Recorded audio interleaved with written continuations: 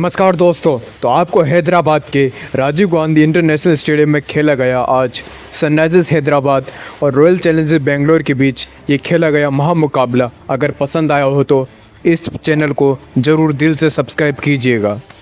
तो आज हैदराबाद के इस मैदान पर दर्शकों का शोर आसमान भी छू रहा था और टॉस का समय हुआ और पैट कमिंस ने टॉस जीता और पिच को देखते हुए पहले बॉलिंग करने का फैसला ले लिया था। यानी कि हमारी फेवरेट रॉयल चैलेंजर्स बेंगलोर पहले बैटिंग करने उतरेगी। तो दोनों टीम्स की प्लेइंग 11 पर नज़र डाले तो आरसीबी की तरफ से ओपनिंग करने आए किंग विराट कोहली और उनका साथ थे जैकब बेथल। वहीं हैदराबाद की बॉलिंग अटैक की कमान संभाल रही थी पैट कमिंस खुद और उनके साथ थे हर्षल पटेल और ईशान मलिंगा। तो इनिंग की शुरुआत हुई और पहला ओवर लेकर आए थे साकिब हुसैन। अब विराट कोहली ने पहली बॉल पर एक शानदार कवर ड्राइव लगाकर अपना और टीम का खाता खोल डाला था और हैदराबाद की पिच पर हल्के बाउंस का फ़ायदा उठाते हुए कोहली ने पहले 3 ओवर्स में ही पूरे स्टेडियम को झूमने पर मजबूर कर दिया था। लेकिन दूसरी तरफ से जैकब बेथल थोड़े परेशान दिख रहे थे और पैट कमिंस ने अब चौथे ओवर में अटैक संभाला और उनकी एक शानदार बाउंसर पर बेथल बड़े शॉट के चक्कर में टॉप एज दे बैठे थे और हेनरिक क्लासन ने कैच पकड़ने में आज कोई गलती नहीं करी थी। अब आरसीबी को लगा पहला बड़ा झटका। इसके बाद क्रीज पर थे देवदत्त पडिक्कल। अब पडिक्कल और कोहली ने मिलकर पावर प्ले के बाकी ओवर्स को अच्छे से संभाला और ईशान मलिंगा के ओवर में कोहली ने एक लाजवाब फ्लिप शॉट मारा जो सीधे बाउंड्री के बाहर 6 रन के लिए गया था। अब 6 ओवर के बाद आरसीबी का स्कोर 54 रन पर 1 विकेट के नुकसान बता।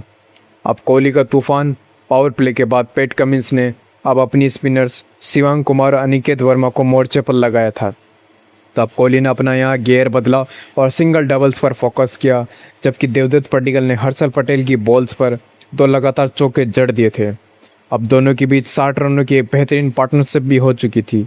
लेकिन 12वें ओवर में मैच में ट्विस्ट आया और शिवांग कुमार की एक घूमती बॉल को पडिक्कल मिस कर गए और ये बॉल सीधे स्टम्प्स पर जा लगी थी और पडिक्कल 34 रन बनाकर आउट हो गए थे। तो अब मैदान पर उतरे थे रजत पाटीदार। अब रजत ने आते आक्रामक रूप दिखाया और उन्होंने शिवांग कुमार को एक ही ओवर में 2 बड़े छक्के जड़ दिए थे। वहीं दूसरी तरफ से विराट कोहली ने अपना शानदार अर्धशतक भी पूरा कर लिया था, वो भी 36 बॉल्स में। तो पूरा स्टेडियम कोहली कोहली के नारों से गूंज उठा था। लेकिन इस खुशी के तुरंत बाद हर्षल पटेल की एक स्लोअर बॉल पर कोहली बड़ा शॉट खेलने के चक्कर में डीप मिड विकेट पर साकिब हुसैन के हाथों कैच आउट हो गए थे। अब कोहली ने भी 62 बेहतरीन रन बनाए और आरसीबी का स्कोर 15 ओवर्स में 142 रन पर 3 विकेट पर था। अब आखिरी 5 ओवर्स का खेल बाकी था और क्रीज पर थे 2 खतरनाक फिनिशर्स टिम डेविड और जितेश शर्मा। अब एसआरएच की तरफ से पैट कमिंस और ईशान मलिंगा डेथ ओवर्स में बॉलिंग करने आए थे। अब 17 ओवर में यहाँ पर आरसीबी के लिए टिम डेविड ने ईशान मलिंगा की यॉर्कर लेंथ बॉलों को टारगेट किया और एक फ्लैट छक्का लगाया जो सीधे स्टैंड्स में जा गिरा था।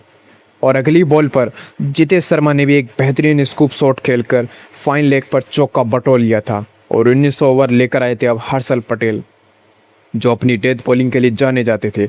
लेकिन आज टीम डेविड अलग ही मूड में थे। हर्षल की पहली बॉल पर लॉन्ग ऑन के ऊपर से 6 रन मारा और दूसरी बॉल पर एक करारा पुल शॉट और चौका मारा और इस ओवर से अब आरसीबी ने पूरे 22 रन बटोर लिए थे। अब आखिरी ओवर में कमिंस ने बेहतरीन कमबैक किया और जितेश शर्मा को 24 रन पर आउट किया था। लेकिन रोमारियो सेफर्ड ने आखिरी बॉल पर 1 रन लेकर आरसीबी का स्कोर पूरे 20 ओवर्स में 208 रन तक पहुंचा दिया था। अब हैदराबाद को जीत के लिए चाहिए थे 209 रन। तो दोस्तों अब 209 रन के बड़े टारगेट का पीछा करनी उतरी थी हैदराबाद की एक्सप्लोसिव जोड़ी अभिषेक शर्मा और ट्रेविस हेड। अब आरसीबी की तरफ से पहला ओवर लेकर आए भुवनेश्वर कुमार। अब ट्रेविस हेड ने पहली बॉल से अपने इरादा साफ कर दिया और भुवनेश्वर को स्क्वायर लेग के ऊपर से एक खौफनाक छक्का जड़ दिया था। वहीं दूसरे एंड से जोश हेजलवुड ने आते ही थोड़ा दबाव बनाया और उन्होंने कसी हुई लाइन पर बॉलिंग की, जिससे अभिषेक शर्मा बड़ा शॉट्स खेलने नहीं पा रहे थे। लेकिन 5वें ओवर में अभिषेक ने रोमारियो सेफर्ड को आड़े हाथों लिया और लगातार 3 चौके जड़ दिए थे। हैदराबाद का पावर प्ले काफ़ी धमाकेदार रहा और दोनों ओपनर्स ने मिलकर 6 ओवर्स में बिना किसी नुकसान के 68 रन अपने स्कोर बोर्ड पर लगा दिए थे। तो अब आरसीबी को विकेट्स की बहुत ही ज़्यादा ज़रूरत थी और अब खेल अब पूरी तरह से खुल चुका था और 9वें ओवर में यहाँ पर कुणाल पांड्या ने आरसीबी को पहली बड़ी सफलता दिलाई और उन्होंने ट्रेविस हेड को अपनी कैरम बॉल पर चमका दिया और विकेट कीपर जितेश ने स्टेपिंग करने में कोई देरी नहीं करी थी।